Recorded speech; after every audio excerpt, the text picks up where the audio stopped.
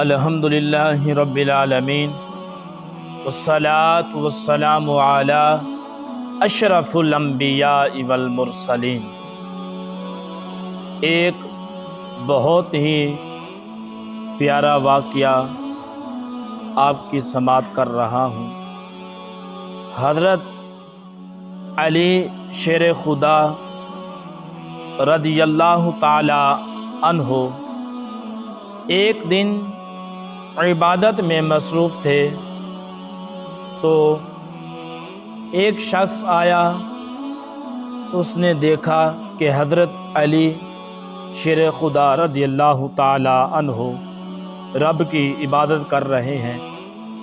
وہ ادھر بیٹھ جاتا ہے تو حضرت علی شیر خدا رضی اللہ تعالی عنہ جب نماز سے فارغ ہوئے تو اس شخص نے حضرت علی کو سوال کیا کہ اے حضرت علی شیر خدا رضی اللہ تعالی عنہ، تم جس رب ذوالجلال کی، جس رب کی عبادت کرتے ہو، کیا تم نے اس رب کو دیکھا ہے؟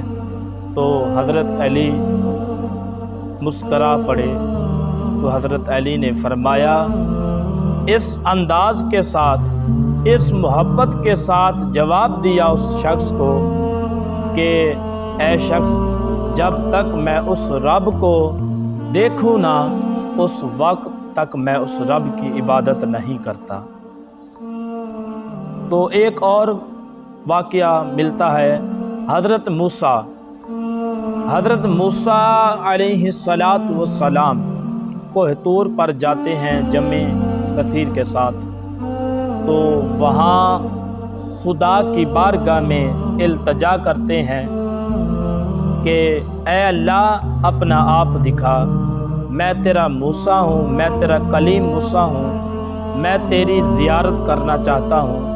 تو غیب سے آواز آتی ہے، اے میرے موسیٰ، اے میرے کلیم موسیٰ، تم میرے نور کو برداشت نہیں کر سکو گے۔ تو حضرت موسیٰ علیہ السلام پھر خدا کی بارگاہ میں التجا کرتے ہیں، اے اللہ اپنا آپ دکھا، میں تیرا پیارا موسیٰ ہوں، میں تیرا کلیم ہوں، میں تیرا نبی ہوں، میں تیرا موسیٰ ہوں، اے اللہ اپنا آپ دکھا۔ تو ایک نور کی تجلی پڑتی ہے تو حضرت موسیٰ علیہ السلام جمع کثیر کے ساتھ کوہ طور پر بے ہوش ہو کر گر پڑتے ہیں۔ حضرت علی جب اس شخص نے سوال کیا حضرت علی کو کہ آپ جس رب کی عبادت کرتے ہو، کیا آپ نے اس کو رب کو دیکھا ہے؟ تو حضرت علی نے اس شخص کو کیا جواب دیا کہ جب تک میں اس رب کو دیکھوں نہ، اس وقت تک میں اس رب کی عبادت نہیں کرتا۔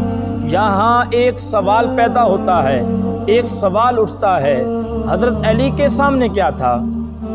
حضرت علی نے یہ بات کہی کہ اے شخص، حضور نبی علیہ السلام کا میرے سامنے ایک آئینہ ہے، اس کے اندر صبح و شام میں رب کی نور کی، رب کی زیارت کرتا ہوں۔ وہ آئینہ کیا تھا؟ وہ آئینہ حضور کی ذات گرامی تھی، حضور کا چہرہ تھا۔ حضور کے چہرے کے اندر خدا کی حضرت علی زیارت کرتے تھے۔